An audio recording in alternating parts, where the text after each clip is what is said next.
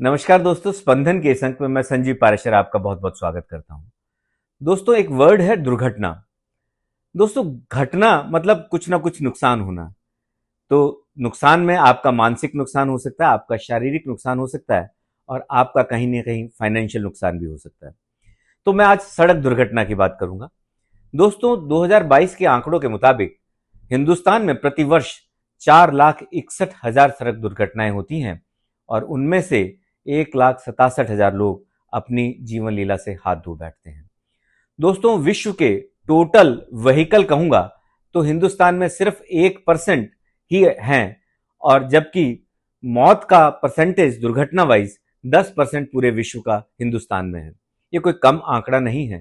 हिंदुस्तान में जो सबसे ज्यादा दुर्घटनाओं वाले राज्य हैं उनमें तमिलनाडु नंबर 1 पे और मध्य प्रदेश दूसरे नंबर पे है। दोस्तों, दुर्घटनाओं में मरने वालों सिर्फ दुपहिया वाहन या फोर व्हीलर वाले नहीं हैं। दुर्घटना में पैदल चलने वाले लोग भी बहुत बड़ी संख्या में हैं। यूं कहिए कि 12% है। टोटल दुपहिया वाहनों से मरने वालों की संख्या 45%, 25% चौपहिया या टू व्हीलर फोर व्हीलर से और सिर्फ 12% लोग जो है जो पैदल चलते हैं वो भी इन लोगों की चपेट में आ जाते हैं। दुपहिया वाहनों से मरने वाले लोगों में यूं कहिए कि हेलमेट एक बहुत बड़ा जो है वो कारण रहा है कि वो कहीं ना कहीं हेलमेट उनके सिर पर नहीं था।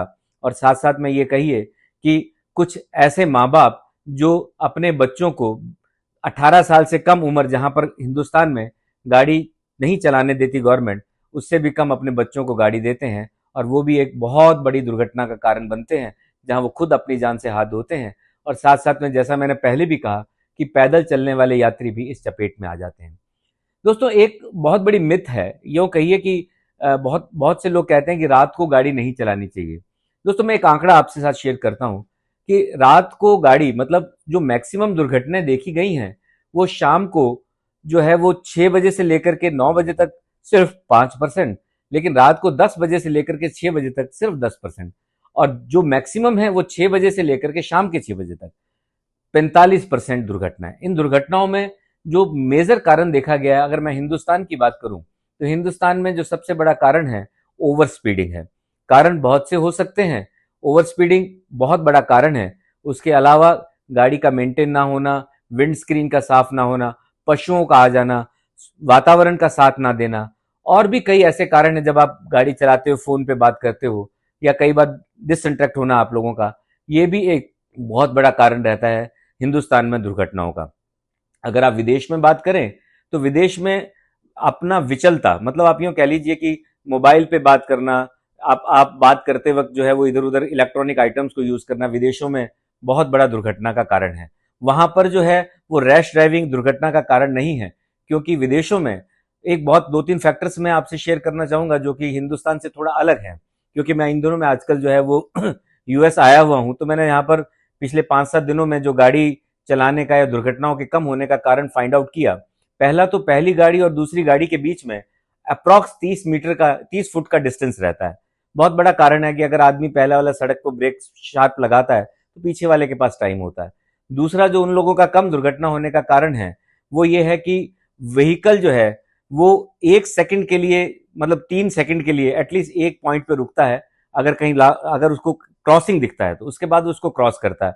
सेकंड जो एक बहुत बड़ा, इसके अलावा थर्ड पॉइंट बहुत बड़ा है कि वहां पर लाइसेंस जो है वो अगर आपका 3 बार उसके ऊपर चालान हो जाता है तो लाइसेंस कैंसिल हो जाता है। वो स्ट्रिक्ट है, इवन हिंदुस्तान में भी ऐसा, लेकिन होता नहीं है।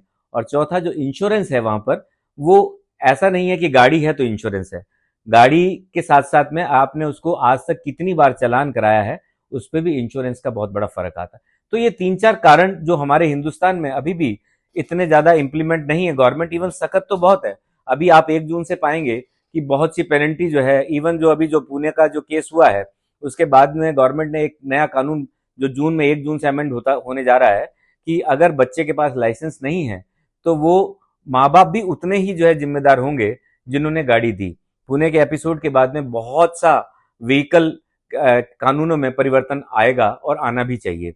दोस्तों, जहां तक जान गंवाने की बात है, 45% मैंने आपको कहा कि जान जो है वो टू व्हीलर और फोर व्हीलर से आदमी जो है वो गवाता है।